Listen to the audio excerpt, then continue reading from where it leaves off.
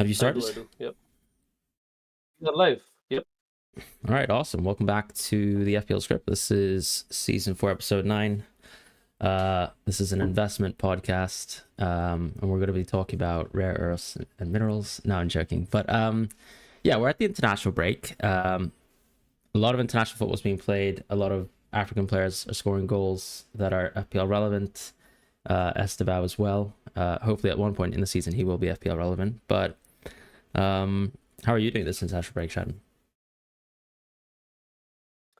Yeah, doing well actually. I know that we haven't podded for like 2 weeks now. So hello to everyone after a while, but I hope we can keep it going now. I suppose one of those weeks was kind of dull because there was nothing to discuss, let's say, prior to Game Week 5, was it? Or Game Week 7, sorry. Game Week 7. So Game Week 6 was definitely quite an exciting one because a lot of people did play wildcard and maybe free hits, and we did see what happened to the free hit team in Game Week 6. So the less that's said about that, the better. But otherwise, I think on a lot, and I saw a lot of people asking if we will be back this week. So glad to be back here with you. Yeah, definitely. Same thing. I mean, how's your team in general, like in terms of before we kind of went off to the sunset? Oh, so yeah, I mean, I was clamoring for that 17 pointer, right, for Munoz, and at one point it did look like that was going to happen, which would have indicated rolling instead of getting Gabriel. But now instead I have one less point and I have point 0.1 team value. I'm short point by point 0.1 because Gabriel rose 2 days ago, I think on Monday. No, 3 days ago. So it's going to become challenging increasingly to get him if he continues to rise in this manner. And I don't see why he would not, because we've clearly seen now, as if there was any doubt. I mean, there was no doubt. I've been very clear about this since whatever news broke that he was going to be fine. That anyone who's thinking he's going to be benched is coping, and I was literally that, like, I was coping, but I was thinking, okay, Munoz against Everton is fine. We Yeah, can see what happens after that.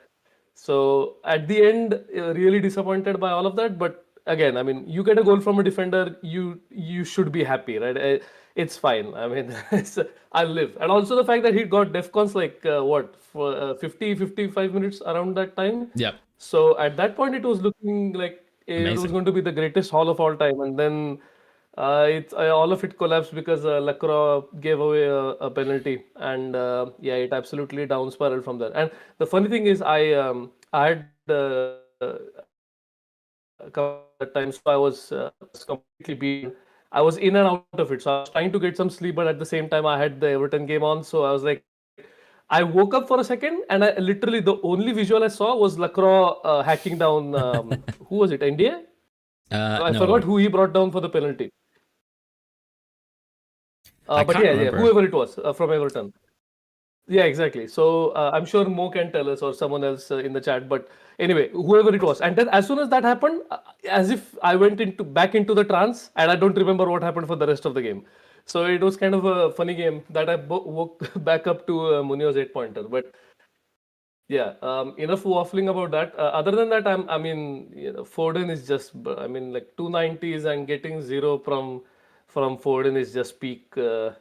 It's literally peak. I have no words actually, and I'm sure Reinders. We will speak about Reinders in the next section, but Mm, yeah, I think markets are now, maybe we can trust these projections more now, because I think markets initially obviously inflated the numbers based on what happened against Wolves. And now that he has had a sustained period of not delivering at all, other than the Arsenal game, which was again, there's no way you can model that sort of a thing. It's just something that happened. yeah, So maybe the model projection, or rather the odds projections now, are a better indicator. So I think that's about that. And if you don't own Semenyo, I really feel for you, because I'm pretty sure it would have been a really bad game week unless you owned Kudus. To be yeah, fair, Kudus did make up for a lot of what Semenyo did. So yeah, two Ghanaians absolutely tearing it up. yeah. I think that's a pretty succinct summary of that game week. Sorry, my team though, No, sorry, your game week, right? is Yeah, exactly. this. Um, yeah, I mean, I had Anderson on the bench, so I guess what ended up being a 50-50 close to the deadline didn't work out so well. But I mean, like I was never really gonna play Anderson because I was playing Semenyo, hoping for a Bournemouth result. So Yeah. you know, I don't really feel too bad about like what I ended up picking. Mateta blanking was just so painful to watch that match as well, like in real time. Oh my god. Like actually comical how bad some of those chances were. But like a small positive is that they kind of lost all control of the game after he got subbed off. Maybe that's just copium from me. I expected his minutes to get hurt anyways at some point in time, and I think, you know, they're already starting to hurt. But it still makes me feel quite comfortable, I think, in keeping, at least for this week. Whereas other people are probably a little bit step ahead, or will be a few steps ahead with like players like Sar and Enzo in the future. But yeah, I mean, it was a pretty poor game week. I think for us, this is like the kind of clawback in terms of compared to the Wildcard 6, right? Everton kind of popped off this week. We don't own Tarkovsky, the likes of Njai, even Guardiola. These are all like Wildcard 6 picks. And I kind of think in hindsight, it's okay. Having said, like, Wildcard 6 has for the most part done really, really well because we have a triple captaincy that's gone well. But beyond that, I think they've actually gotten a lot of the points on the board since their Wildcard 6, right? So I think from us with the kind of Wildcard 4 template, we almost want like players like Virgil and some of the Palace players to get even more points, and maybe some of those Everton picks to blank in the near future. And to an extent, even you know, our holds with the likes of a Reinders, even with Everton at home, like we're basically just hoping he does well here. Otherwise, it's going to look pretty bleak because we've got a lot of transfers to do in the midfield. I don't think we're in a bad spot though, which is the positive. Yeah, also I think you being I was trying to reconcile what I was seeing like in terms of points with what exactly happened between these 2-3 weeks, because for example, wildcard 4 for me without the bench boost, obviously bench boost 5 was always going to affect that. Yeah. But even other than that, I was thinking like, for example, bench boost 1 and maybe like a very few other FPL managers went for Ekitike, right?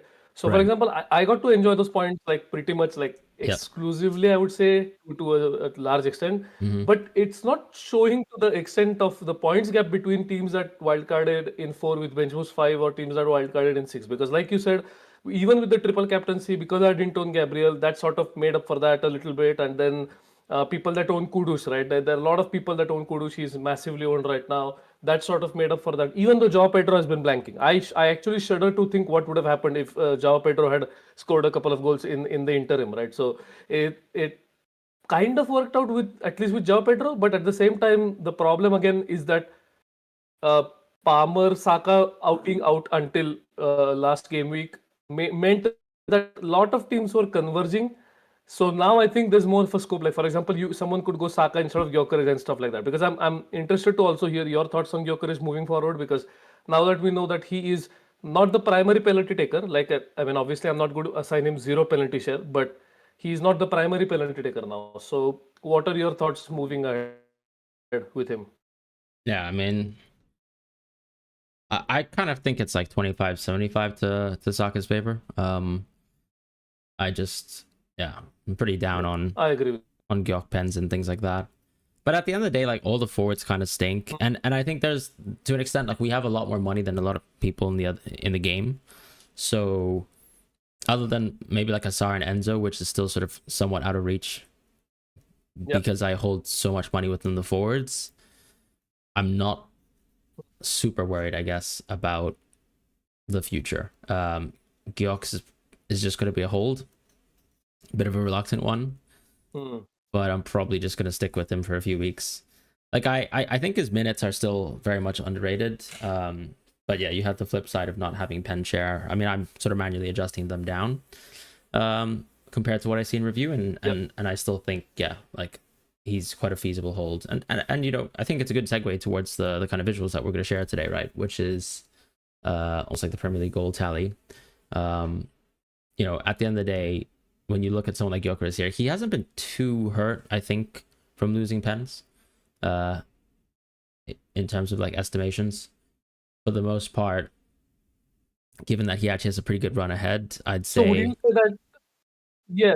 So I was thinking about this, like if you were to reverse engineer this, so would you say that markets estimating him to score 3 goals in 7 games was a fair estimate.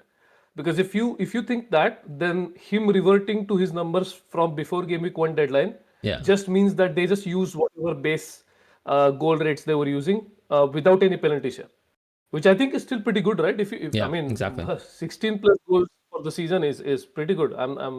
I must say, like I expected him to go, let's say 15 or something like that after he lost penalties. I mean, lost is colloquially lost, so might not be fully lost. So it's interesting to see that he hasn't, like his numbers haven't spiraled down to the extent I maybe thought they would. Yeah, because part of it too is like he's actually just missed a really good game, right? Like West Ham at home is a great Yes. fixture for him. Yeah. So I don't think he's really been hurt too much. I think when you look at Saka on the flip side, like that's clearly some of the knock-on gain, and I think like Saka also scored a goal. So when you take that into account, I mean, it doesn't seem to move the needle, but that probably also suggests that they think there's going to be a bit of pen sharing still, right? And maybe that's kind of baked in. I mean, what do you find interesting? I guess in terms of, I mean, Thiago's moved a lot, but maybe that's just United, to be honest. Again, goals, right? Yeah. Yeah, exactly. That's primarily United, but also like for example, Thiago is a great example, right?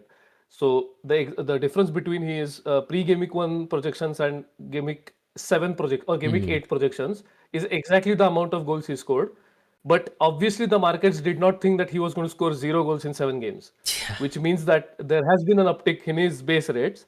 And Definitely. also maybe again, see the trade-off always is how many minutes, because I see a lot of comments on every time I post these visuals that people want like goals per game, but it's not that straightforward because we don't know what minutes are being implied, right? And it's all about implied minutes in all these Yeah. projections. So it does not make a lot of sense for me to just divide by the number of games left, because that is not, I mean, it is some information, but I don't know if it is the best information you want. So I think I'd rather keep it like this, and people can basically infer it as okay, this means that his base rates have gone up, and that's a good thing.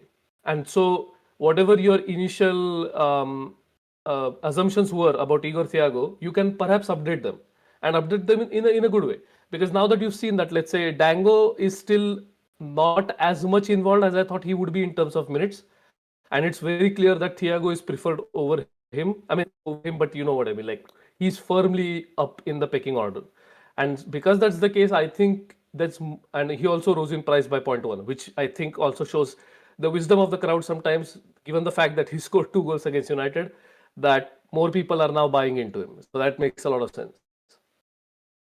Yeah, I mean, I'm with you there. I feel like Isak dropping is just continued blanks, really, like him and Salah as well.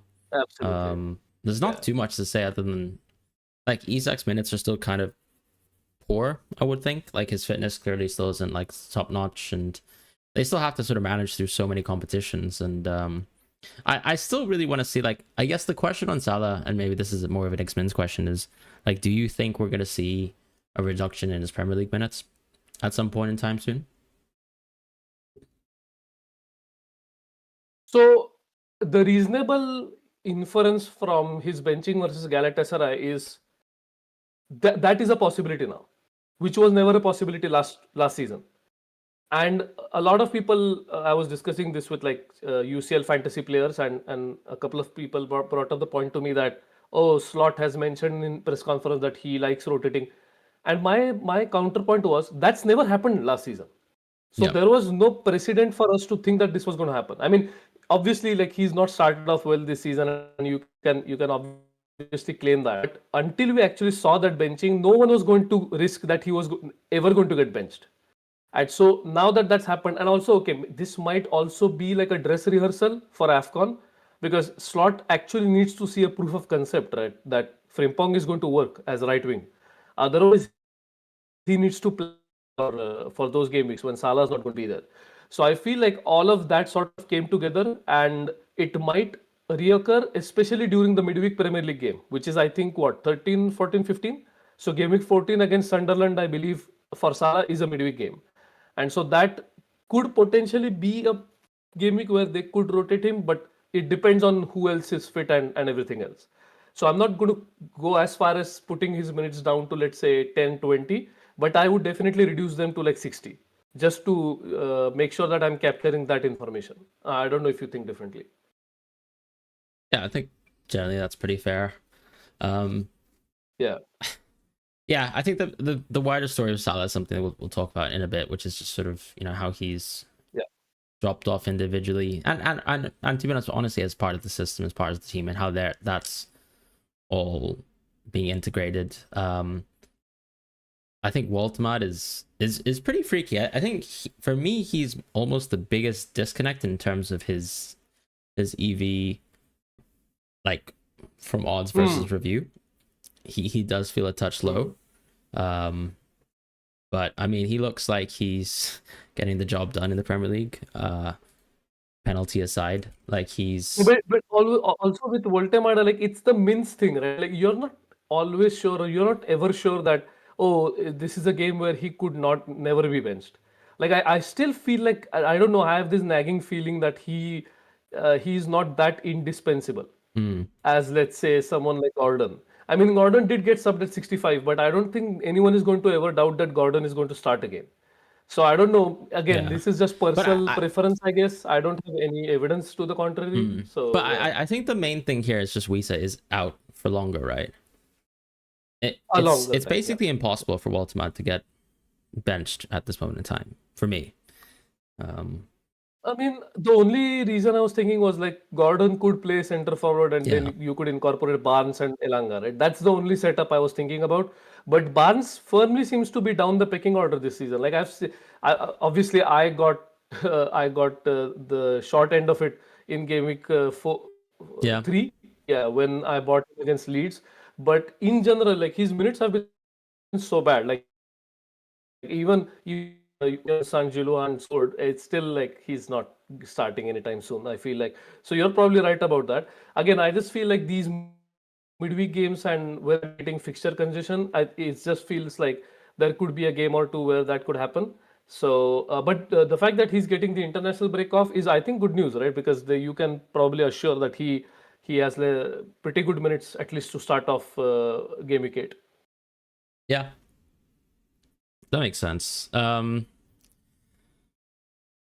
I guess like moving this list along, I don't see a huge sort of movement within João Pedro. I think part of this is just going back to the market's definitely like adjusted very early on to the influx of goals he had, and I'm not sure if we've ever thought he was as prolific a goal scorer as people have sort of suggested.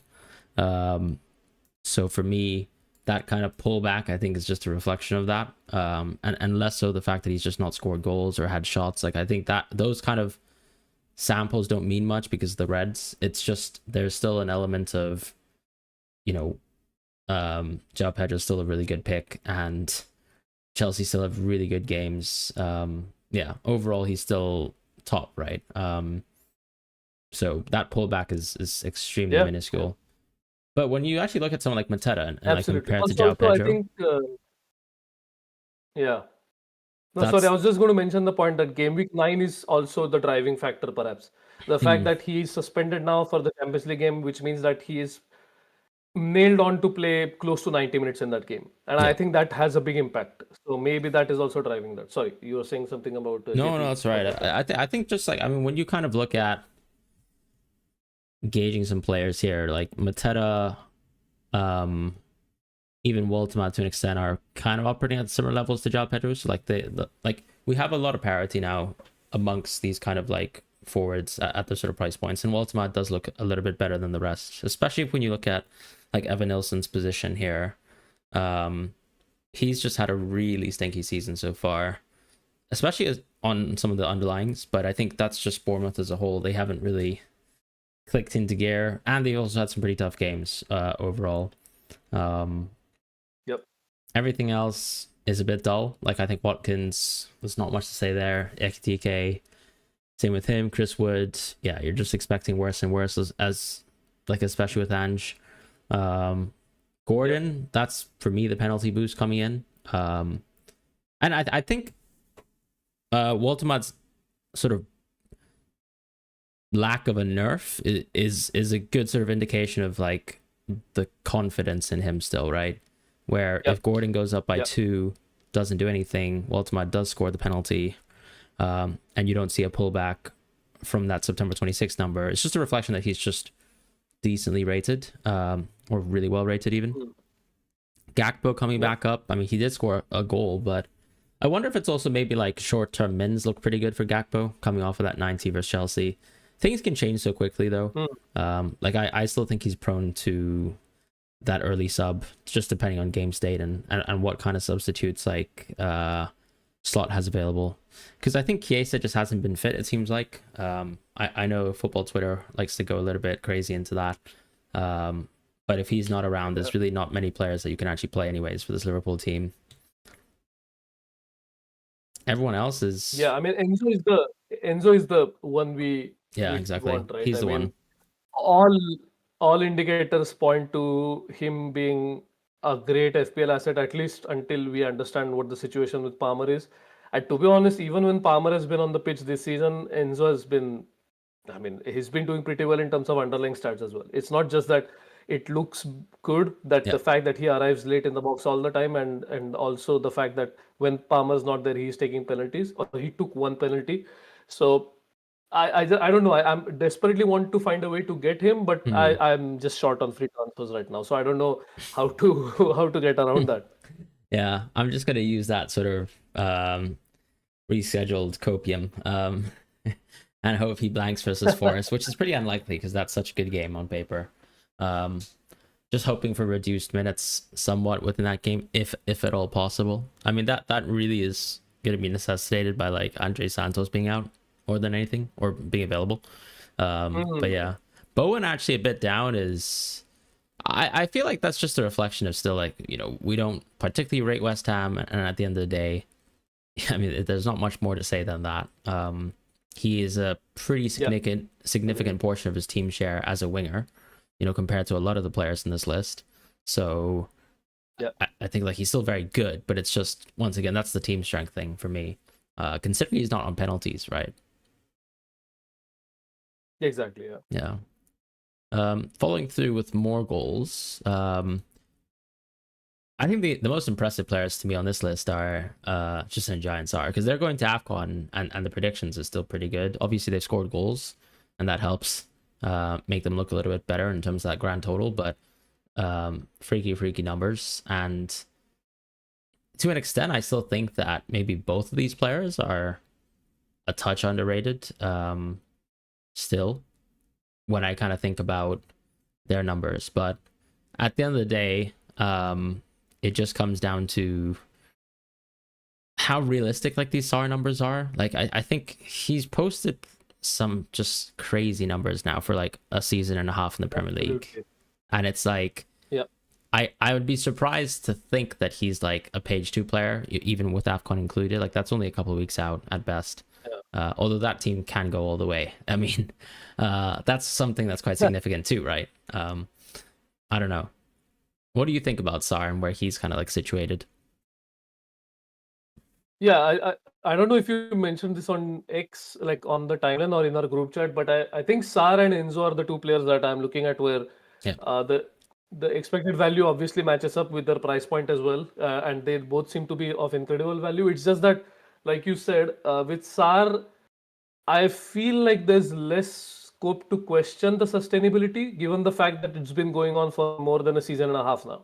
Yeah. It just feels like, okay, maybe there are some circumstances that are absolutely like everything is matching up in order for him to get these per 90 numbers, because he's played a lot of minutes as well. It's not like he's like getting subbed on like 60th minute or something like that. So it's not even that. I just don't know why, or rather, I think it's really unfortunate that he got injured at the time he did, because maybe that would have given us a better season, and also you would have kept your wild card, I assume, if he had stayed fit in the first international break. Yeah. So other than that, I mean, Wildcard 6 actually really won out on that aspect, where I feel like one of India, SAR, I feel like people went with those, and I really think they cooked with that. And I think people will keep those players for until they go to AFCON, obviously. like you said, I think Sar, excuse me, has a big chance of being out till I think game week 21, 22. Yeah. So that perhaps slightly nerves, but again, you have 5 free transfers. So I mean, why? It's not that big of a deal. You can just transfer him out, right? So I am looking at getting him in, but I have 3 Palace already. So I don't know how I'm going to do Oh, that. okay. So it's going to be a wait and watch. Yeah, Does that entail Mateta out? I think so because, like you mentioned, the forwards are not. I can move from one forward to another. I feel like it's not going to gain me much. But if I were to do that, I can just go to, let's say, I was thinking about Joao Pedro, but I don't think I can do that by game week 9. Hmm. Because if I can't get Joao Pedro for game week 9, I don't see the appeal in getting him for Mateta because Mateta's fixtures from game week 10 are pretty good, as are obviously SARS. So I just don't see myself making a defensive transfer after I make the one for Gabriel. So there could be an opportunity to just do like Lacroix to Gabriel, and that way I can free up a spot. I think I'm getting too swayed by that Munoz goal because initially my plan was to do Munoz to Gabriel. So I'm gonna have to look at the numbers and reassess. I don't know why I feel like Lacroix to is the better move, but I don't know. Maybe Munoz out is the best move right now. Yeah. I mean, going back to that sort of discussion, I think with like starting with Reinders, right? I think it is Yeah. kind of freaky to see how like Haaland tilted this City team is. And I just wonder Yep. if that's like a small reflection of that. Like, you know, these were all amazing games for Foden, but also I think it's not like his. I can't remember his expected goals being amazing versus Brentford. Like he had a lot of shots, or maybe like chances at least. I do remember at least the one of the Leon from I Yep. think Bob, Yeah. or maybe that's even Burnley. But yeah, I mean with Foden, he had really good I mean, numbers versus Esteban did United. intercept that, right? Yeah, So I mean, Ford had good numbers, but what do you call it? Like non-shot XG, no one does that anymore because true. obviously 538 stopped working on it. But that seemed like the ideal spot for him to be. So I was not too discouraged by that, but also at the same time, like you said, like there are no indicators that this team is not as Holland tilted as it was prior to Ford being a 90. It's very discouraging right now for me.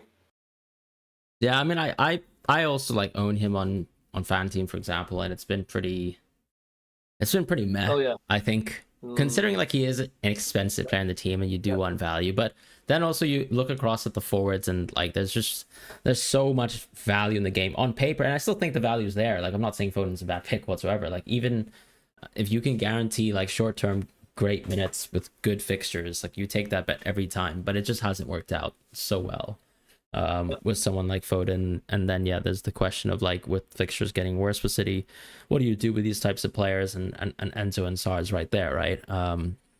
Yeah, I mean, I think Yep. even in the United and Brighton games, like Foden had amazing chances. So I'm definitely not saying he's or sorry, rather than the United game, didn't play versus Brighton, I don't think, but like that's kind of the scary thing where maybe I don't know for the first time like Foden's not as pivotal as a player despite his minutes being like essentially nailed for now, and I guess that will sort of be the trend to sort of look at going forwards for me. Elsewhere, I think DCL is just a freak, right? 5.5. Like, there's no one in this list outside of Malin who potentially poses that much value. Like Malin for me is a wait and see because you basically have 3 awful Aston Villa fixtures to kind of sit through, see whether he like becomes increasingly nailed within the team. Everyone else here, I think, is just like a touch underpriced. Like Mbomo dropping. I feel like that's just a reflection that his minutes aren't perfect. Same with Cunha's. Obviously, I'm sure he's not even here. Sade, he's just Yeah, I mean, I didn't too include him expensive. because Yeah. I feel like Mbumo at least has like more of a chance of starting every game. Yeah. But Kuna clearly is not that guy, and I think I think Amorim rightly was pissed off at Kuna because of what he did in the Brentford game.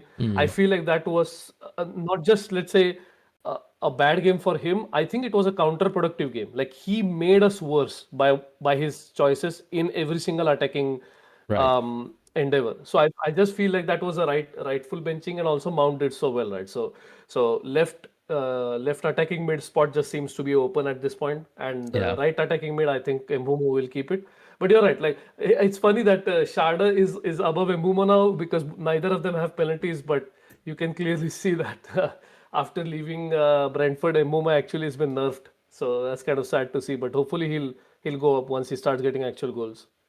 Yeah, and Paqueta's, I mean, he's at such a good spot. So it almost feels like he's like the residual pick from Wildcard 4 where we want him to do well, right? Like, Exactly. and he still has the scope to do well. Because I even look at this list and I think maybe like, and we've talked about it on a lot of episodes here. Like, if there's one team I think that feels like they look like absolute gods on review, and to be fair, to an extent, on underlyings and team strength models, like they're still doing well. This is Brighton, right? Yeah. But then it's like when I look at these numbers here, I think, okay, do I need to be like overwhelmingly upset that I don't own Minte like right here, right now? Like, not really. Exactly. Yeah. So a bit of a positive there. I mean, Rogers dropping, that's normal. Kudus, you know, he scored a goal, but I think if anything, the irony is just he's still not like Spurs are bad. Spurs are bad. I'll say it. Yeah. They just haven't improved as much as we probably thought under Frank so far. And I think they've got games to get better. They've got injuries, right, still. And things can probably click in a few directions, but other than Kudus, like that team looks pretty boring to invest into. I was actually looking into like team DEFCON data. Yeah. No, please go ahead. Please go ahead. No, I was looking into team DEFCON data, and like they're actually still absolutely, they're actually almost level with where they were at last season. Where, you know, we were complaining about how Ange, you know, ruined the team from a DEFCON perspective, but actually they're not doing much DEFCONs now. So yeah, like Spurs are quite a boring team. But Kudus has, I guess, you know, been fortunate, but still a very good pick, you know, for very good reasons, and just has amazing minutes. Yeah. No, I was going to ask you if you think that our initial perception of Spurs team strength was because there was more order, and when you compare that to the you saw last season, maybe that sort of led us to think that they had improved to a larger extent than they actually had. So this is just perhaps a slight correction, because like you said, after Kudu scored a goal, you should expect maybe more of a jump if markets believe that this is sustainable. Yeah. But it just feels like markets are still like betting on this being like a steady rate. Like him scoring in the previous game was like almost expected because he hadn't scored up to this point. So I fairly agree with you that his assist potential is crazy. Like I mean, of course, most of them have been very jammy, but at the same time, like his XA has been pretty decent. Yeah, it's been good. So you can understand why people are going for him, right? So I'm not begrudging anyone who went for him. It's just that Foden not working out, and at the same time, Kudus going big is just, I don't know. It's kind of sad. Yeah, I mean, I feel like we've also got a perfect week. I mean, I just want to say, you know, if my one skill issue this season is owning Rutter, and he's actually got the same projected goals as Wirtz, I can't have done so poorly in Game Week 1. So once again, shout out to people who owned Wirtz in Game Week 1. No. Okay. I see what you did there. Okay. Yeah. You turned that L into a W. Yeah, it's more like, you know, I had the foresight to know that Rutter was a bad sort of pick, right, from a Mins perspective. So, you know, the way I have to address it is to move Rutter to someone who has better minutes. But, you know, I can't say I had the pleasure of owning Wirtz and had multiple skill issues in my team. So, yeah, what can you do there? With Reinders, I think that drop, I think it's close. Like if you think about where Foden sits here, and that number being so high and Reinders actually slipping, but I think, you know, comparing against that expectation set on August 15th, which I still think was actually post that kind of Palermo game, right? But obviously before Wolves.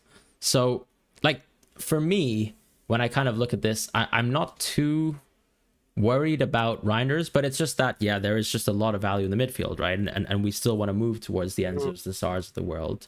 But when you actually look at this, it's like, if I do, you know, Sar -3, sure, he's got AFCON, so obviously, like, you're expecting like just a generally, you know, preferred rate. But then if I even look at someone like Foden, you know, I don't think Reinders is like suddenly a massive issue in the team. It's just we're now starting to see like some minutes slip. We're seeing more Bernardo subs in the midfield. Part of that is also because Savinho is being reintegrated to the team.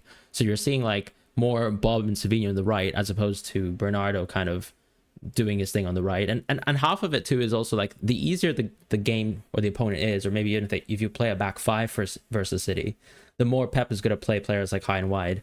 And I think maybe like Reinders clearly can have his minutes hurt, but I don't think this is like Reinders is a sell now. What it does sort of intonate to me is I think he's a sell after game week 9, if you have the luxury of doing it, or game week 8, sorry, with that Everton at home game, and then you can kind of just shift off with someone like Reinders. And I'm sure we'll probably revisit him, to be honest, around that AFCON period when a lot of the players that we're going to be buying in, might leave the game, like Asar or even Njai if you hold Njai for now. I think what going back to that point on Bowen, Eze is also another player. I think in terms of how much they're loved as picks, these are the two picks, I think, Bowen and Eze for me, that have reasonably good minutes. I think, like, especially with the Odegaard injury, but where the expectations definitely don't match up against like the market odds, right? In terms of like fan sentiment versus what you're seeing from the odds. I'm probably not going to go into these players. I still can see the value of these players. I'm sure they can go on a streak themselves, like Eze's still getting a lot of shots off. But yeah, that seems actually absurdly low, I would think, still, for Eze. Okay, so I think one caveat here is because we don't know for sure how long Odegaard is out for. I think that's sort of playing a role here. Maybe my expectations initially were too high, but I was expecting like some more dramatic shifts along the way, right? Like something that would we could point to and say, oh, look, markets have definitely changed their opinion.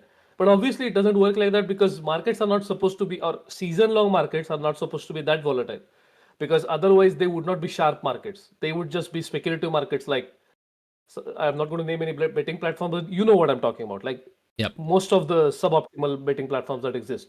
So the reason we use Predix is because it is a sharp betting. These are sharp betting lines, and we expect them to be steady for the most part.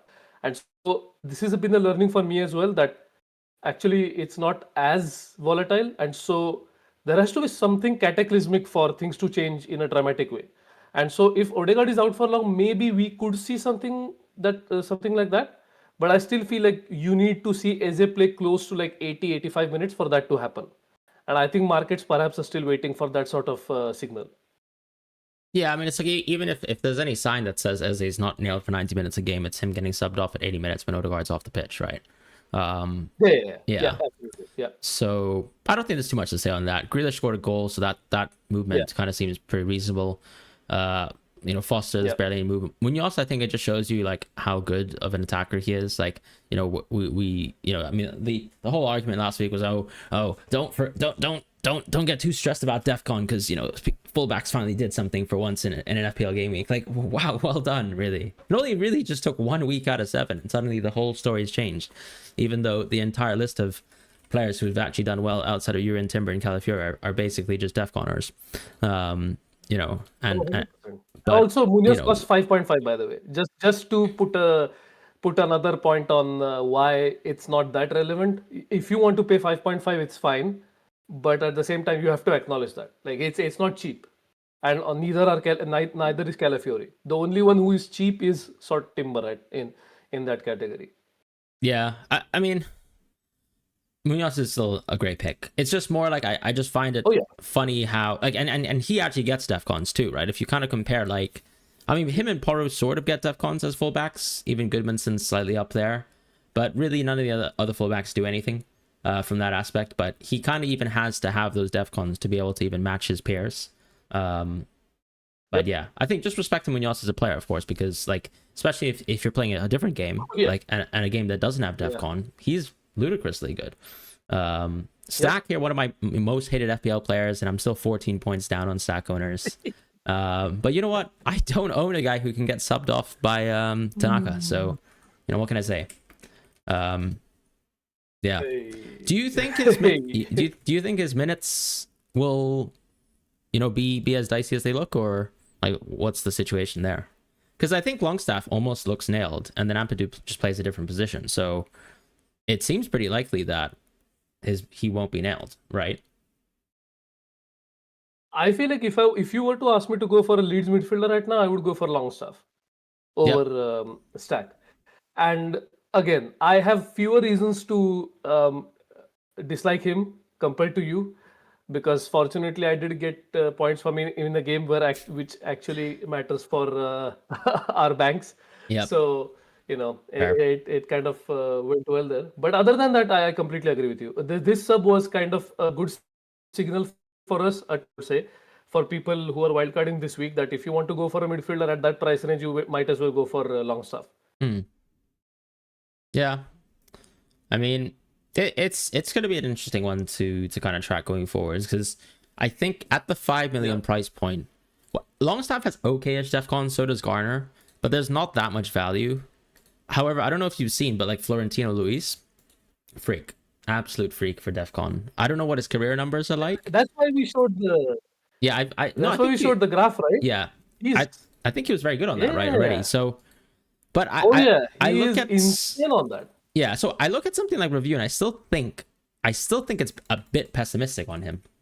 Because in reality, this is someone who honestly, like, that would be that would be one player I would give 2 points by default. I don't care. Right, but if we honestly do, like, shouldn't we just own him at that point? You know? I guess you also are sort of optimistic about getting some attacking returns, like a possibility of getting it. I don't think that exists with someone like him. No, I don't think so. Yeah. I don't know. Like, the expected value should still match up, like you said, because goals and assists have far lower probabilities than defensive contributions do. Yeah. So I do agree with you there. But if you're, I don't want to use the word ceiling, but let's say your median outcome is going to be 4 points. Do you want to own that player for 5 million? I think the answer is yes. I just think it's a mentality 100% yes. That's good. Yeah.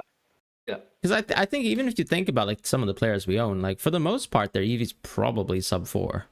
Like a Paqueta or and they cost actual money in the game. I don't know. I mean, food for thought, right? Like the last 2 games he's played, Aston Villa and City, he's only gotten 12 DEFCON.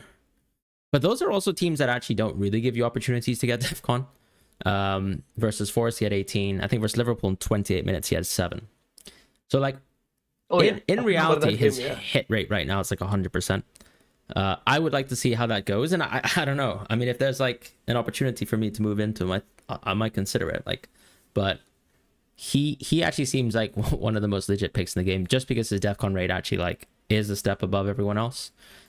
He's still even ahead of like Caicedo, just barely, who now is like closer to 6 million than 5.5, right? So just something to think about. But as we said, like in terms of those 5s, I think Longstaff kind of for me has stolen Stack's job. Dewsbury Hall is still around, but he's kind of boring, and I own him, and I still think that that's true. And then there's like Garner and Lukic, who are reasonably okay, like, and then some Palace players like Wharton, Kamada, if you can guarantee minutes, Ayari as well. But yeah, there's no one at that 5 million price point that I think is good. So still, I would shop at like 5.5 for Calvert-Lewin, or like Reinders is still better than most, I would think. But maybe his time is up as well. Gabriel and Timber, not much to say other than they're pretty scary. Like Timber has always had set piece threat, and then in open play, he's just been a bit of a monster this season. So I mean, both fullbacks really have been. For this Arsenal team, I still think his minutes are going to be close to perfect, because even last season, like coming back from an ACL, he played a lot of minutes, like in a lot of even midweek football because of the White injury. So if you were to ask me like whether his minutes look perfect, I still think they're as close to perfect as possible for someone who's still under threat from White. Like for me, I think a reasonable threshold is like, does he start 9 out of 10 of the next games? And I'd probably actually take that bet. Like Premier League games, maybe some people like would be down on that, but yeah, I mean, Timber's just been sensational. Would you say that, for example, compared to last season, we have a much better idea of what the back four is going to be for most Premier League games for Arsenal? Because I feel like last season we were a lot unsure, given that Miles Lewis-Kelly was starting a lot of games, so we never knew, and Calafiori was also injured in the interim, so there was a lot of flux. But I feel like this season there's a very clear demarcation where the game he possibly could, he's going to play Gabriel, Calafiori, Timber, and then one of Mosquera, Saliba, depending on the fitness. Yeah. So the And fitness of Hincapie Saliba, as that well, is. yeah. So I feel like, yeah, exactly. So I mean, Hincapie is the one sort of trump card. I feel like I don't know when he's going to play that. So depending on when we see that happen, after that I'm probably more open to going for Timber. But I also feel like the way his price is going to go up, I feel like that's probably going to close. That opportunity is going to be lost. I think, especially his price after, like, let's say 2 or 3 price rises. Yeah, I'm with you, generally speaking. All Yeah. right. I think in Also, terms of Caicedo, I am so sorry, I forgot to sorry. include Caicedo in the goals because I think he was perhaps the most relevant talking point. So Right. I'll make sure I include him in next week's graphics, but I can just read off. So his preseason expectations were 1.95, and currently he's at 5.12, given that he scored 3 goals. So yeah. So obviously they've had to adjust a little bit, given that he's scoring at an abnormal rate, but I think it will come down once they see a few games of him not doing anything again. Yeah, you'd think so. Maybe if we like kind of skirt through goal like assists a little bit more Yeah, quickly. we can only talk about maybe who were not included in the goals tally, so we can just perhaps make that distinction. Yeah. Um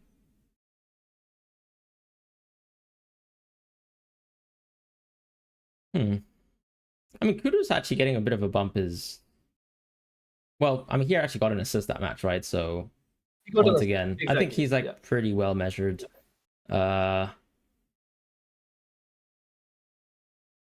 Okay, as a it's fine. Minte actually being higher, I think that's nice, right? That's the signal boost you want. Um Yep. Rice as well, to be honest. Bruno down by quite a substantial amount, but that's really because he's had 0 assists. Yeah. Exactly. But actually, then if I think I mean, you about it, can see that. yeah, No, I was going to say him and Saka have gone down by almost the same amount. yeah, No, not the same amount, but it's like similar scale, I would say. So it just goes to show that because they haven't had any actual returns, it seems to be the case that, and also I think Arsenal has a much better attack, so that's probably the reason it's been scaled. So Bruno has probably lost more than someone like Saka. yeah, that's fair. I was quite surprised to see Doku still so high up, but I mean, he's already racked up a lot of assists this season. I was more surprised actually that he was benched Yeah, within that match. I don't even know what was really prompting that, but agreed. once again, Yeah, bit of a painful one for anyone who took that pun, especially since he actually has genuinely looked very good at doing the football. There's nothing else here that I think is super significant. Like Gakpo, I think that's kind of the same sort of reflection of goals. Reinder's still pretty healthy for the most part, but he's actually had assists this season. Whereas obviously like Wirtz on the flip side, like that's just missing. I don't know. There's not much I look at here and think is too wild or a huge game changer. So maybe yeah. we'll I just think even the defenders that are pretty high up, like compared to mids, are just because they've had actual returns. Like I don't think there's much of a change in their baseline. So you're absolutely right. Like there's yeah. not too much to conclude based on this.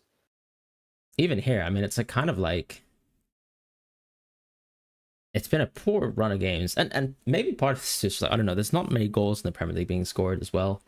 I was having a look at 11fi's model, and just looking at like the attack and team rating, and I think there's just been a general pullback in terms of attack rating. So kind of like that whole argument of are we seeing less like XG within the league? I think that's already kind of bearing out a bit. So yeah, I mean, still though, I think set piece like for me, what stands out with most of the assist tallies is you really are going to be a set piece taker, or you're actually generally very very good at being a creative profile. Like Sar, for example, is a good example of that, or even Bowen just within the context of his own team and just like being such a significant share of that. Like otherwise, you see like Dewsbury Hall quite high. Did you know that? Did you know that Dewsbury Hall's goals was it still showing at 5ish, or was I wrong? Can't remember if I missaw that. Oh, I can check that actually. Because I was including him for a long time. I didn't include him this week. Yeah. So let me quickly check that. Yeah, I think Actually, I Dewsbury could Hall's have like checked on 5 the. point something, right? Yeah, 5.12. Which is quite high if you think about it from a goals perspective. I know he Yeah, scored like one he goal. was at 4.12. No, Yeah. no, he was exactly. He was at 4.12 prior to the season Hmm. starting, and now he's at 5.12, which is, you Fair. know, uh, I'd probably actually bet I lower don't on think it's that. too much. Because I look at his numbers this season. I mean, like you're basically really only expecting assists from him or just bangers. I'd probably bet Yeah, that he gets the yeah, assists yeah. more than anything. So that was kind of interesting to me and something that I was kind of keeping track of in terms of when I was looking at the numbers myself. Everyone here is like good but not great. If I have to be completely honest, in the second page, like you've got some of your 5 million mids here. You've got Poro and Munoz who are still, I think the ones that can break that sort of DEFCON role, but as we said, they also do a bit of DEFCON on the side. Otherwise, it's a bit of a barren wasteland, like I'll be honest. As you said, Senesi's like a good indication of a defender who just did some assists. Cool. Yeah, exactly. Yeah. All right, the one topic really wanted to get to today was this one, right? Mr. Mo Salah. So Ted Knutson posted this, obviously Pounder Stats Bomb. Probably the worst start that Salah's had. Probably the worst rolling 7 games that he's ever had in the Liverpool shirts. Is there much to be said about this? Like, what do you actually think? Like, do you think I personally just think we're never going to see like peak Salah again? Maybe that's a hot take, but yeah, I don't know. It cannot be a hot take. I just feel like by definition it cannot be a hot take just because of his age. Yeah, Like I you know, but he just did it cannot he expect just him did it to, just last year, right? But it shows you how quickly things move in sport. Yeah, yeah, Yeah. yeah, absolutely. And also, okay, I wish this would have happened last season just because I had Yeah, bet on this of happening, course. but it's just, I'm a season too late about this.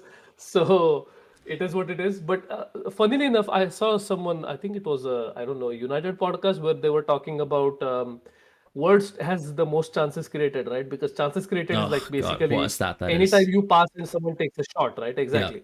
So they were talking about like just based off I don't know anecdotal evidence that words passes to Salah and he shoots from anywhere, and so those chances created don't mean anything. But now that I actually look at the XG per shot, maybe that's something that actually matches up with what people have been seeing, which is that He's not hitting that shots. XG per shot is also not. Yeah. Yeah, no, he's taking like, a lot of speculative shots. Well, that's the thing too. It's But like if you again, really, I'm never sure about that. yeah, no, I agree. I mean, if you really think Liverpool's, like, if you really think Salah's ruining the attacks, like, I mean, that's just absurd. Like, if you look at the shots that he's actually No, getting, like, I don't like think that's so. that's, I can't quite remember what it was last year, but I would have to think that his running shot average must have been like maybe like at least double this. Yeah, like last 365 days, Salah's got 3 shots on average, right? So this is more like an Ooh, insane pullback. ooh. So yeah, like it's not looking great for him. I mean, he still has the old Travella. No, I'm kidding, but That was a good pass. Yeah, yeah, it absolutely. was a good pass. But it's like I don't know. We're asking for a lot here if that's like his main form of creation. Yeah, yeah. Also, Yeah. can I be honest that unfortunately I saw the Yamal Trivela pass, and after that the Salah one just seems like so ordinary compared to It's that. not the same. Like the Yamal pass to Ferran Torres was unbelievable. Like, I still can't believe he actually pulled that off. Like the standards are crazy nowadays, especially with Yamal. I mean, the thing is, Yamal honestly every week does actually get a good Favela off. But Yeah. I think for me, the obviously biased, right, Real Madrid fan, but that Travella from Modric to Rodrigo will that will stay. Oh yeah. Yeah. That will stay. I mean, I guess from an overall context, right? Because we are kind of at this phase of the game where I think, and I think it actually perfect segue to the next graphic. But this is the wild card for. This is my team, but then with selling value docked to 100 million. So I have 100.7 right now. That's probably good, hopefully. Dropped by 0.7 million on review defaults on a wildcard 8. So let's just read off the team. Dubravka, Raya, Gabriel, Alderete, Rodon, Anderson, Virgil. So you'll see 2 4.0s there, 4.1s even. I think they've probably both risen. In the midfield, Palmer, Bruno, Stack, Salah, Saka, so already a pretty bad team. And then Calvert-Lewin, Evan Nilsson, and Barnes. Now, we can talk about the xMins of this team later, because this is a default solve. It means nothing. But I just think that if the structure, in terms of like how you're going to play out the next few game weeks, is just Salah only, that's kind of something a lot of people are dealing with on this wildcard anyways, right? Where it's like, do you go Haaland plus Salah, which I think some people will definitely contemplate? Do you go Salah only and just continue to take that bet on the field? Or do you ignore all of this and just exclude Salah? So, given where we're at, we only have 7 games of information. We have, years and years of Salah, but we do know he's an aging man. I mean, like, do you think this is just like, trust your personal belief, intuition, and then just go without someone like Salah, and then just kind of like, because I don't think, like, I will say it's not like some sort of capital crime to ignore Salah now, right? I think his EV has clearly gotten worse. So it's kind of like the Haaland situation last year, where you see like, okay, City looking a bit worse, Haaland looking a bit worse for what he's been able to kind of get from a service perspective, and therefore his EV drops like last season as well.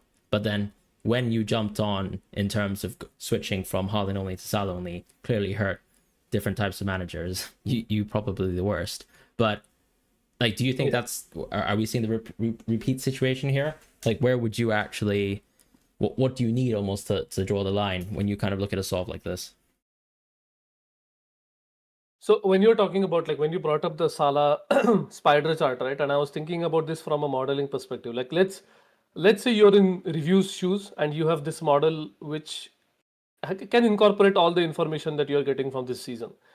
And I'm pretty sure there has to be like a decay that you apply for age.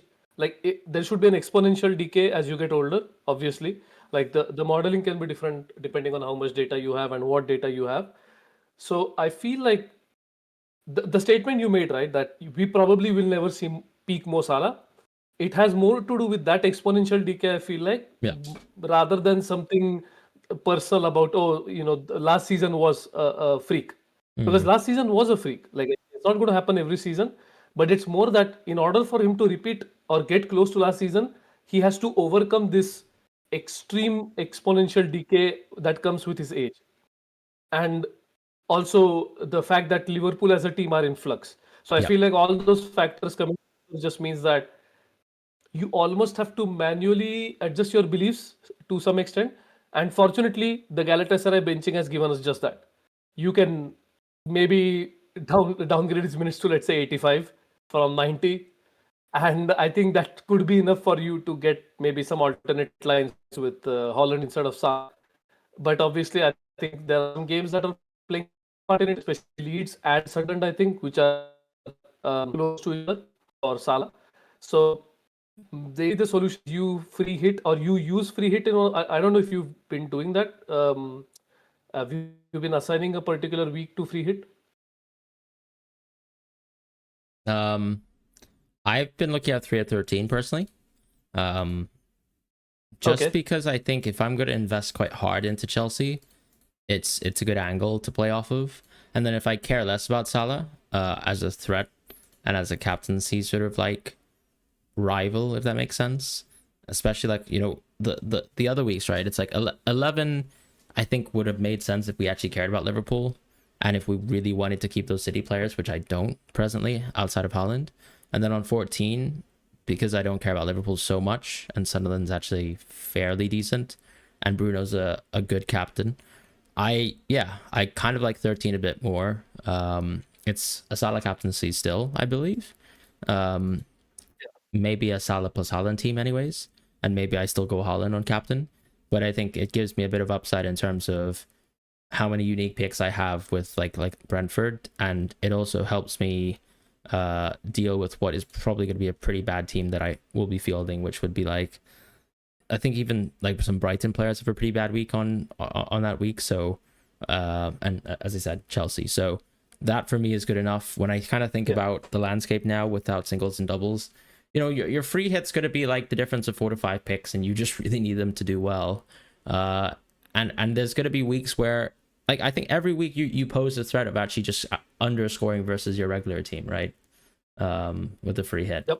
It's just, that's just how it's going to be. So and Gameweek 6 was, Yeah, Game 6 was really extreme, but It that is a good was. indicator of how things are going to be for the first half of the season until you actually get blanks and double game weeks. So to your point also about Salah, right? So I think, do you have one free transfer or two for this week?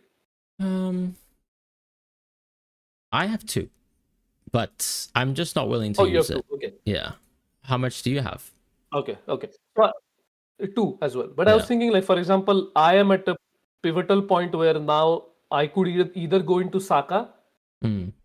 or wait for game week 9 or 10, whatever it is, to get Salah. And that's perhaps the last opportunity I will have to get Salah without making too many changes to my team before AFCON. So, like you said, if there are two schools of thought, like if you want to go heavy into Chelsea to avoid the game week 13 game, you can do that.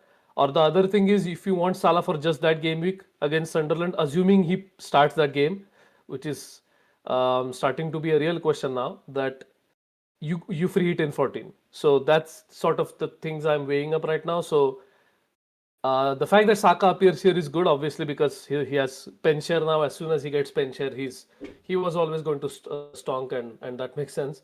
But Palmer is a little weird, right? What do you think would happen if you ban Palmer? I'm assuming Yes. you'd get someone like Enzo instead of him, and then you almost reinvest that somewhere else, or Yeah, you I, get I, Sar I maybe. almost think I'd just get Semenyo potentially.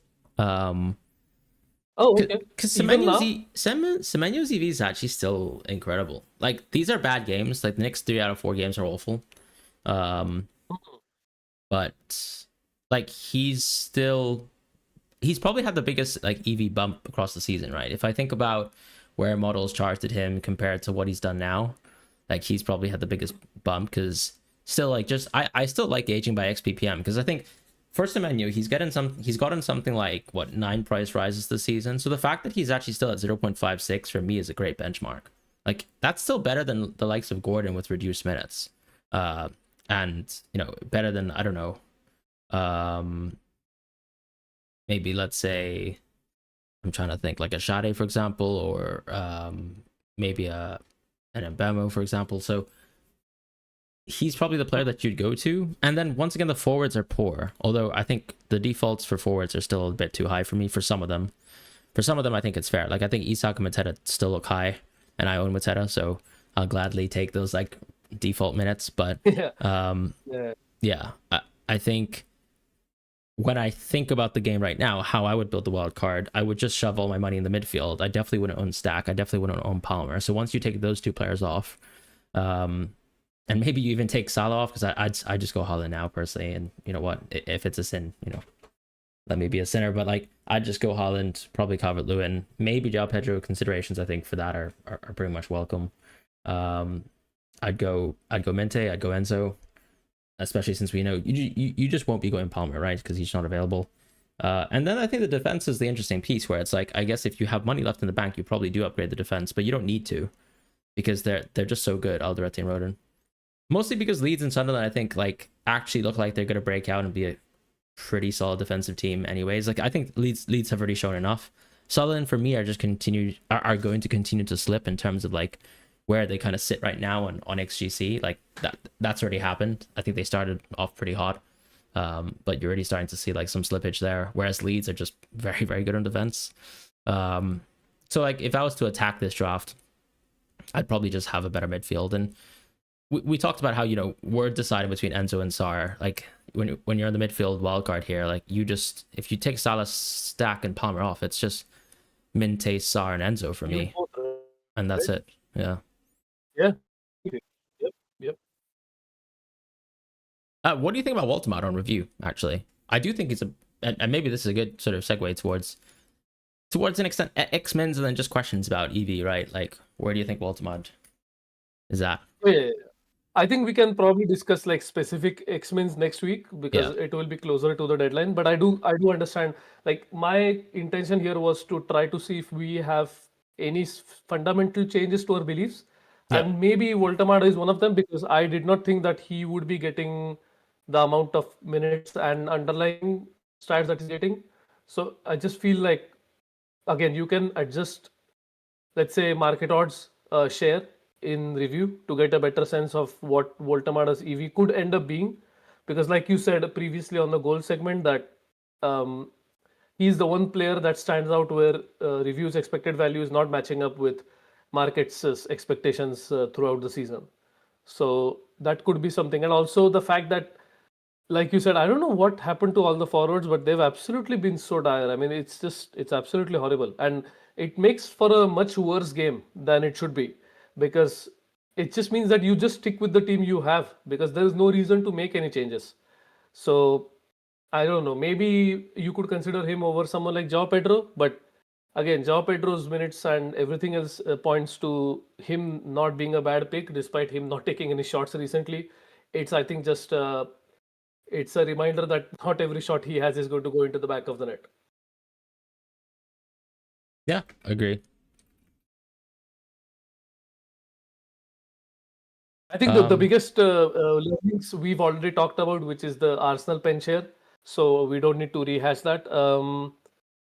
Again, I think the Newcastle pen share is also pretty clear, with Gordon just waving away Voltamada in the game against Union Saint-Gilloise, that he was going to take the penalty. So I know there's a Newcastle fan who did text me after, and he was saying that he still thinks there is a chance Voltamada could take. I just don't see how. Like he took really two don't. penalties in a game. I just don't think so. Yeah, it's not happening. So I'm pretty sure you could assign like 100% pen share to Gordon and like 10-15% to Voltemade. So that should take care of that. Other than that, I'm trying to think of maybe I can just go through the fixture to see if I guess Enzo, right? Has your opinion changed on the Enzo João Pedro penalty situation? I mean, I never understood quite why he had low pen share on review until I think there was like a hot fix done before Gameweek 6 deadline. There's not much to say. I think he will just stay on pens. Like, he's a bit of a Chad. But I wouldn't be surprised if João Pedro took. Like, I would almost treat that as a bit of a, like, for me, that's a 60-40 to Enzo. I just think pen taker takes. It's not like he got a pity penalty, to be fair. So it's like, what's the basis for penalties like swapping around? My question to you was going to be exactly that. Yeah. Is it almost going to be the time, just like Gyökeres, that Right. João Pedro hasn't scored for a long time? So is it going to be the other way around now? So that is, I think, the only way where I think João Pedro could take a penalty, because he hasn't scored in a month. So it's like, okay, give him a penalty and get him back to, scoring. Something like that.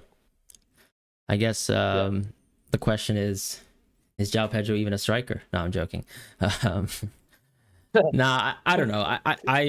I think even if you were account for that, like, the best way to solve still is just thinking that, whoever's the pen taker is the pen taker for like this amount of time, and just to solve as such.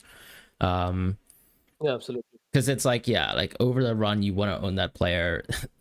That same team could have penalties in succession. So it's like, does it even matter if I got the next pen right if I get the other ones wrong? I think what are some another interesting one. So what are your pen shares for SAR? Because Mateta obviously is 100%. Yeah. But you already said previously that we expect Mateta's minutes to go down anyway. True. So if that is the case, then what would you assign pen share to SAR? Very good question. Yeah, that's an interesting one that I didn't quite think about. But I think his pen share is, I think pen share does exist for SAR on review, right? If I'm not wrong. I think it's a bit low. Yeah. Maybe you're right, because obviously if Mateta gets subbed off at 70 minutes, like, I don't know, maybe that's like 25%. But I don't think it's too far off on review. Funny thing today, I think, is he wanted to take a penalty for Senegal today, because he was on a brace and he wanted to score a hat trick. But Jackson, Mane kind of stepped him and made Jackson take it. So clearly, I think Sarr likes, like, he's gonna assume the duties if he has the opportunity to. Yeah. Not over Mateta. But interesting information, right? Yeah, that's a very interesting point. Do you think there's any kind of like extremely underrated players in the game right now? But I think one thing I'll probably mention is on Paqueta, I don't think I saw a gigantic EV boost for him getting more set pieces. Maybe that's just me misreading that. But I kind of felt like there was going to be a bit more of a shift, and I don't think I've seen it. Okay. So maybe we need more I don't know, maybe there's like a curve where, okay, you see 3 weeks of information in the review, then you Right. start seeing a realized expected value as compared to Yeah, speculative. that's So the maybe, thing too, right? Because you don't want to adjust on the one game sample. But I think that the Yeah, key thing that we're exactly. kind of talking about is first of all, it doesn't seem like Haji Diouf has seeded all corners, right? He still took, I think, in the previous match versus Arsenal. But I think that the positive for Paqueta going forwards is, like, to me, he's someone who actually seems like he could have a reasonably largish like EV boost. But you probably still don't want to own him if you have the luxury of moving him out after Gameweek 11. It's just nice, I think, in the short term, if we're going to play Paqueta for the next few weeks, that we actually have a pretty good pick. Yeremy Pino's playing some really good minutes now, but he's also quite expensive, so that's a bit unfortunate. I'm trying to think if there's any other picks that I think could be quite underrated. I really think there's not, and it's a bit of a shame. I almost think that the most underrated pick is still Dominic Calvert-Lewin. But every YouTube video I make that mentions Dominic Calvert-Lewin, I just get slandered by saying, like, don't trust content creators. So, just don't trust me, I guess. But I will be there for West Ham at home, it seems like. Do you think you'll own Dominic Calvert-Lewin anytime soon? I mean, look, the fact is XG for any other striker is not the same as XG for DCL. Yeah. And that's pretty clear, as it has been throughout his career. Mm-hmm. But at the same time, let's say markets are expecting him to score 8 goals, right, throughout the season. And even if you assume his career rates to stay true, you're going to assume that he's going to get 10 XG for the season because his finishing is like closer to 80%. So I don't think that's too unrealistic for him to get 10 XG in one season. So, and given that his minutes are excellent, right? And I did not expect that, honestly. Like I thought he would get like subbed around 60 because they have Piro, they have Nemecha, and it's been really surprising to see him stay on for like the whole game.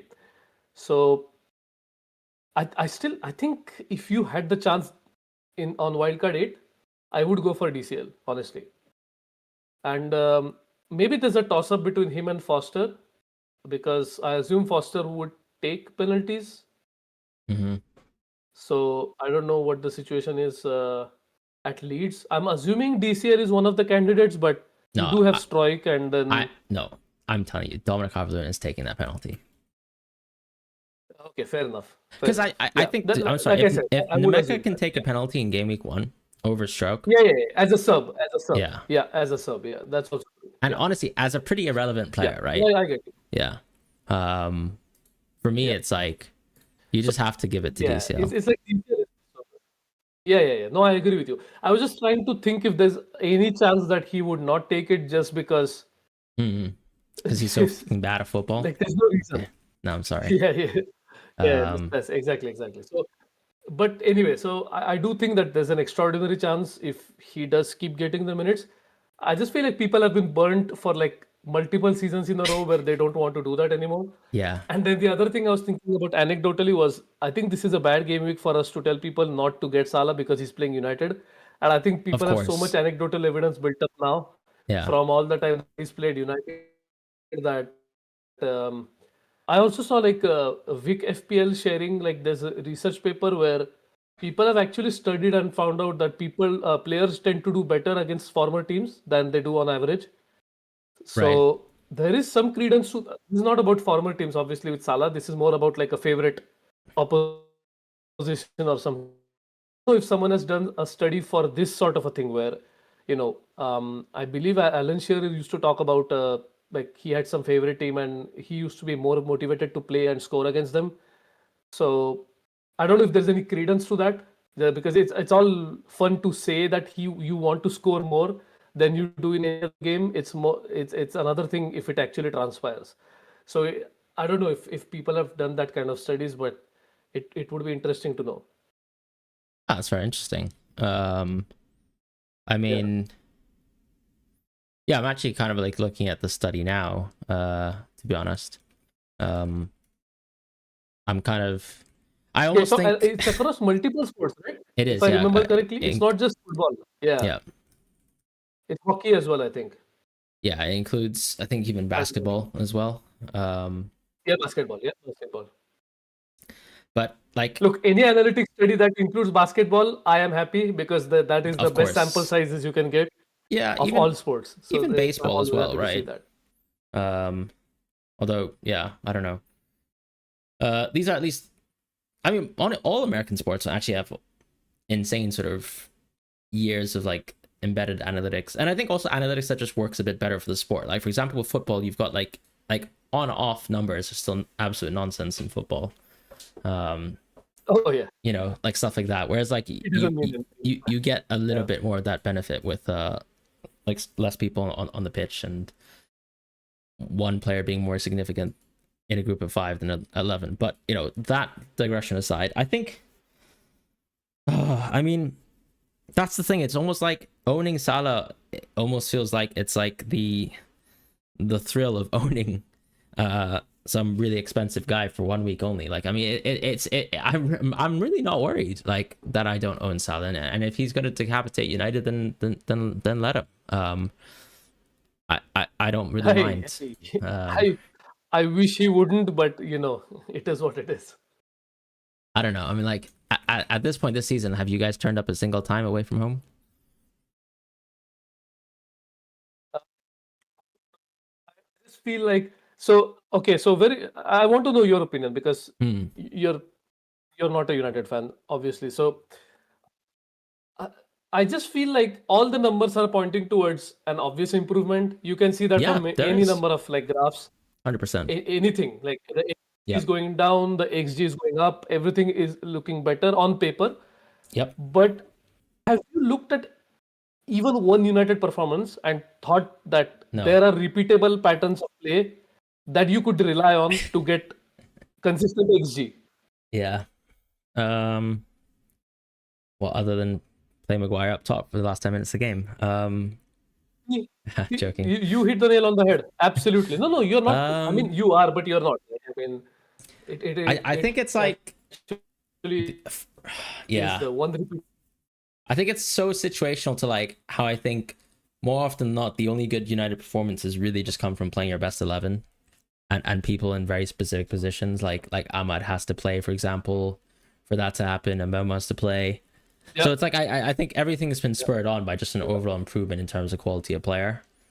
But I think if any, it's not even the attack that actually worries me, to be honest. I think the attack's fine. I think it's more just like how often still there's like the defensive collapses like in the second half of games and complete loss of control. Like in the City game where it was like competitive for the most part, but then it's like suddenly you still can't string the same 3-4 passes that you were doing for most of the match, and people just start doing like, I don't know what Malta were doing versus Netherlands yesterday, which is just like some of the worst passing out the back I've seen. Oh wow. Yeah. So it's like, yeah, that I don't think there's been a fix to that. But yeah, I think that the solution, if anything, this season is just, yeah, the attack looks a ton better, and you know the defense looks, you know, still awful, and you're getting to live off of that. I think mostly off of the home games, as I was kind of making a joke too. So that's kind of my concern when you're playing away from home now. No, I agree.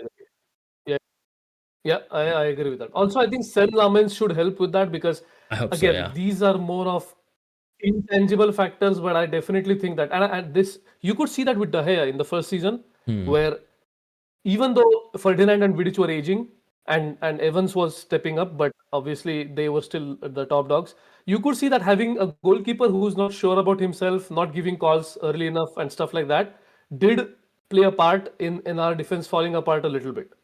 And then the season after that, and also I think we were playing Lindegaard and we did shuffle around goalkeepers a lot in that season. But then the next season, I think the more De Gea started gaining confidence, the more you could see that the backline was now at least confident that, okay, this goalkeeper knows what he's doing. And I think that's going to be the same with Lamens, where the better he is at communication, I think we will see some sort of improvement. and the set piece goals just have to stop, right? I think that's the biggest thing that had to be taken care of, and hopefully that is going to happen, because I just feel like we fall apart at every set piece when we're defending it. So hopefully that's going to be the one thing that improves with someone like Lamens. But again, I just feel so it just feels like placing so much burden on, you should not be doing that. That's not a sustainable team model in any sense. Placing all the responsibility on such a young goalkeeper. But yeah, that's where we are right now. And I don't know. I don't want to ramble on a lot because I could when it comes to United, but I just feel like Ten Hag did so badly that I think people forget because he kept getting incredibly jammy, and I think him got to bear the brunt of it last season when he took over from him, Yeah. where he sort of like got the bad end of what Ten Hag ended up leaving. So it just feels like I'm being a little unfair to Amorim, but at the same time, like I don't see patterns of play that are good enough. So maybe we'll Yeah. see more improvement as the season goes. I mean, part of it too is just like I sometimes even think like, what manager can you actually get that would change things so much? You know, I agree. with like who's Uh, actually available. Like, I don't know, do you just punt on whatever Frankfurt's like next shortlist is, because they seem to be like completely screwed on. But like, yeah. yeah, honestly, I don't know. I think you kind of just have to give Amorim this season almost, and then just reassess in the summer for a managerial upgrade if you can actually get that. Because it's like, if you look at any shortlist and it has Iraola and Glasner in it, I just generally do not believe that they're going to take the United job. And give up what they have, like at least No, but even also, what they're able to okay, do again, this season. I think there's enough precedent now that any manager, especially from like a lower top half table club like Palace or Bournemouth, I mean, honestly, they are doing much better than that, but Yeah. Yeah, I historically hear they you. finished close to it. Yeah, yeah. So I just think that those managers have seen enough now where they will not want to come into the chaos. Yeah. Because one thing that you see at these clubs is structure, and that is what we severely lack. Yeah. And so I want to be that sort of ambitious manager where you put your career on the line. So you almost need to be like a degenerate gambler, honestly. Pretty much. You're gambling with your career to a point. Yeah. So, and I think Mourinho did that to an extent. I'm not going to lie. Like, I think Mourinho already knew at that point that his ideas and everything that he was doing, like, for example, because the reason I brought up Mourinho is the Mkhitaryan autobiography, right? Right. He's about how Mourinho was taking him every single day, just leave my club so that I can get Alexis. And he sent him a text message every single day until he actually left. So if that is true, again, we need to take everything with a grain of salt because it's his perspective. But if it is true, you can clearly see that he was already sort of washed at that point. Yeah. I don't know. I think that's kind of where we're at, right? So I think, yeah, let's see what happens with United. I think the pro is you're not nearly as bad as you were last season, and you know that is a genuine pro. Otherwise, Oh, I mean, I'm still extremely mad at Bruno missing 2 penalties because oh god, I cannot believe how much points I've lost out on. It's incredible. yeah, We haven't mentioned it once, by the way, so I think we are entitled to moan about it. yeah, So yeah, I mean, it's poor it's finishing been though, yes. right up there with DCL. Those are shocking misses for Bruno's standard, but I don't know. Yeah. I mean, the miss almost I could forgive him because at least he was attempting to do something, hit the stanchion or something like that. But I think the second one was just such a bad That one. was so Oh my poor. god. That was so poor. It actually reminds me of like Vinicius's You could see penalty it, right? over last weekend, which was awful, by the way. So, God forbid we actually like let him He take scored though, penalties in right? the future. He did score, yeah, but it kind of just like went through the Yeah. goalkeeper's hands, Okay. as opposed to he actually Oh, damn. took a good pen. Okay. Okay. So yeah. Well, I think that's So it. you're telling me no pension for Vinicius, right? Yeah, I wouldn't. And I think that is like that's a pity penalty right there. That's all he's gonna get for now. Yeah. Fair enough. Fair enough. Should we do a bit of Q&A and then we can just hop off? Yep. And we can obviously resume Absolutely. next week when we have a bit more information and some more international games are done and hopefully no international injuries around. But nice to see you around, Mo. Nice to see you, Trini. Thinking Cap FPL as well. Tom, Seant as well. Dream Brother saying, so we're all buying Salah for his annual hauls. Yeah, I mean, that's the thing. It is United, Brentford, and Villa.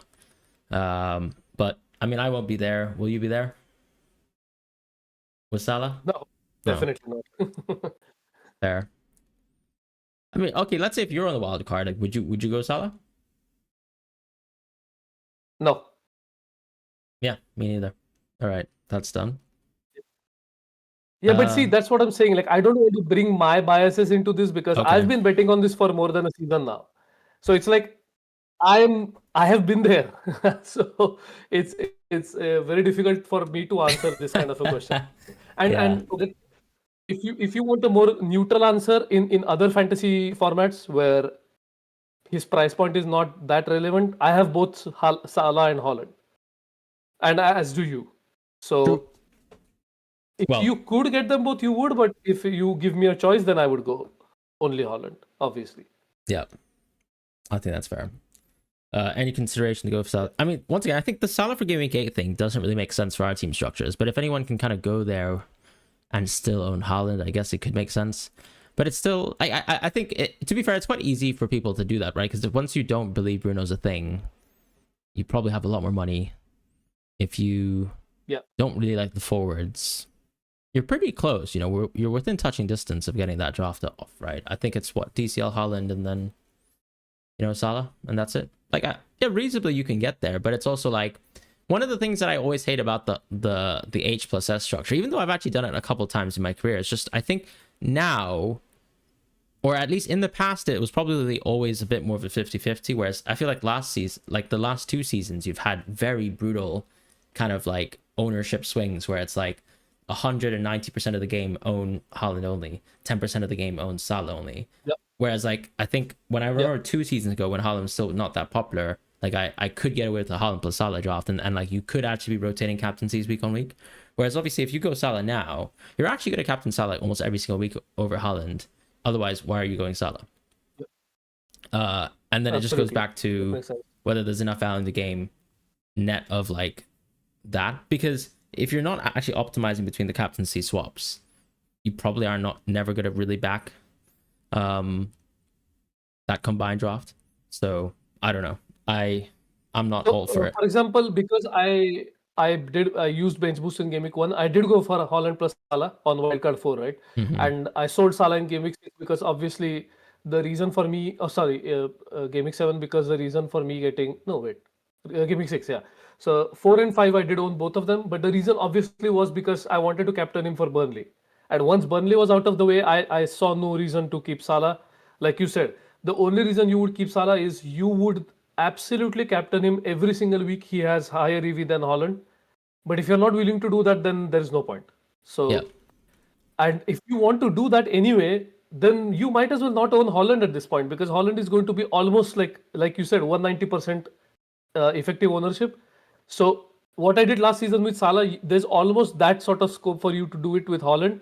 But again, I would not recommend that to anyone because I feel like that was just a mistake on my part. And I'm not going to say I would hate to see it happen to anyone else, but I'm not too thrilled by the thought of it. So yeah, I would not recommend that at all. Yeah, no, I hear you. I mean, equally though, it's like I don't think actually going Salah only is poor. I'm just saying I don't love Haaland plus Salah, but I think if you really want to go against the field and you like the risk tolerance piece of it, like, you know, feel free to go Salah only. I don't think it's inherently bad, right? And we still think his Premier League minutes for the most part are good.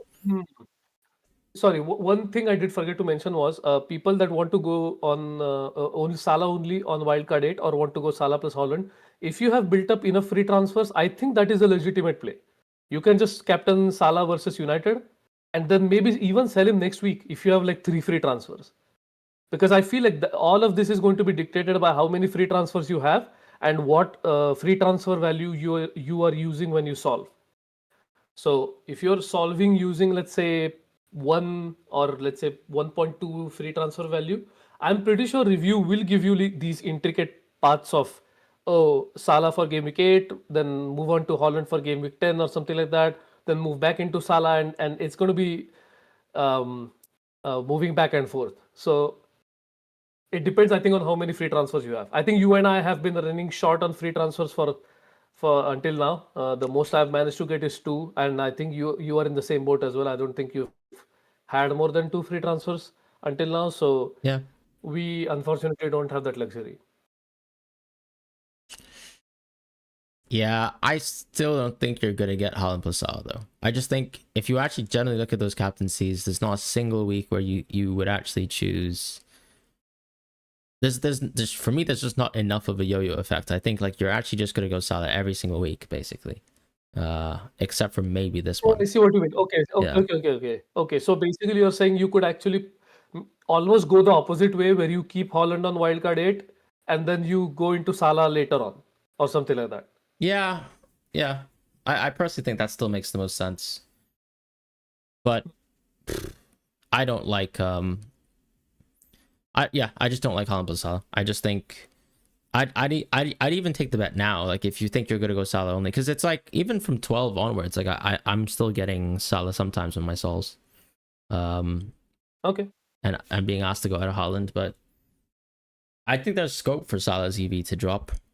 Maybe there's not enough, but when I kind of look at, let's say, the kind of market expectations, I feel like that's already scope for where you think Salah's EV can fall, right? Because I would almost think that right now the models are probably a touch higher than Salah on markets. Which is fine, but then that's why I would always prescribe a dash of market Yeah. odds into EV. But Just to see that's how it is, right? It's what like sort last of season was exactly the opposite. It literally was exactly the opposite, it was. you know? Yep. So yeah. That will be a fun gamble. Have we considered a Game Week 9 free hit? Not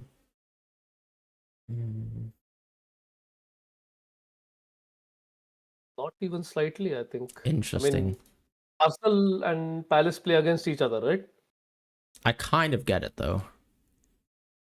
But I No, I do, because but again, you're almost saying yeah. like it is conceptually quite similar to the Game Week 11 one, where it's like maybe when we thought we were going to own a lot of Liverpool and City, you get rid of a poor game for both teams, and then you just like upgrade. I think just because this is an Arsenal at home game, I'm not too worried about it though. Like I'm just gonna play a lot of my Arsenal players anyways. Like some of the Arsenal players that week specifically, I still think are some of the best players that week. So it's like, am I specifically going out of the free hit or going on the free hit to like ignore Arsenal players? I probably wouldn't.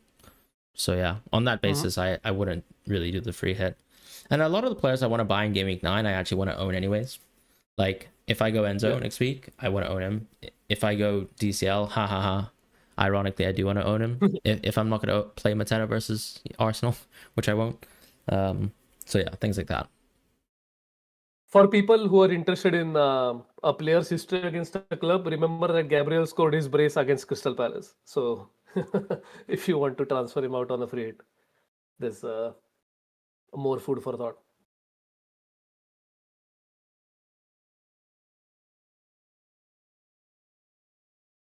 Yeah.